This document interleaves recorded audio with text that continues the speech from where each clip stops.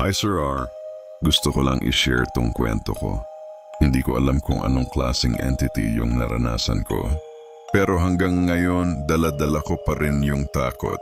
Nangyari ito habang nag-i-intern ako bilang nurse sa isang provincial hospital. Dahil tipid, tumira ako sa isang lumang apartment na walking distance lang mula sa ospital. Wala akong ka-share, solo ko lang.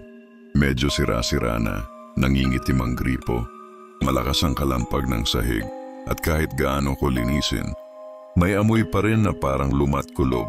Pero dahil mura at mag-isa lang naman ako, carry na. First week pa lang, may napansin na ako. Lagi nang magulo ang kama ko tuwing umuuwi ako galing night shift. At first, akala ko ako lang, baka sobrang pagod lang, hindi ko namalayan. Hanggang isang gabi naka-assign ako sa morning shift. Nakauwi ako ng maaga, mga bandang 10 p.m, tulog agad ako. 2:00 ng madaling araw. Bigla akong nagising, tahimik, walang ingay sa labas. Pero may kumakaluskos sa sahig. Parang may gumagapang, mabagal, parang kamay. Galing sa ilalim ng kama. Hindi ako makagalaw. Pinakikinggan ko lang. Hanggang sa may narinig akong boses, mahina, pabulong. Pwede bang dito muna ako? Pakiusap yung tono. Hindi galit, pero mas nakakatakot. Sino yon? Hindi na ako nag-isip. Lumabas ako ng kwarto at hindi na bumalik hanggang mag-umaga. Kinaumagahan, nag-leave ako sa duty.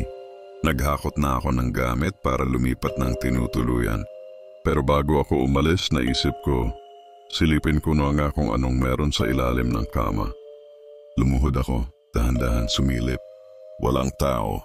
Pero may nakita akong mga gasgas sa kahoy na sahig, paulit-ulit, paikot, parang may gumapang doon ng matagal. Hindi lang isang beses. At meron pang isang bagay sa sulok, isang lumang ID. May alikabok na pero nababasa pa. Mukha ng babae. Intern, galing din sa ospital namin.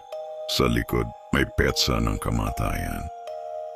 2 taon bago ako lumipat.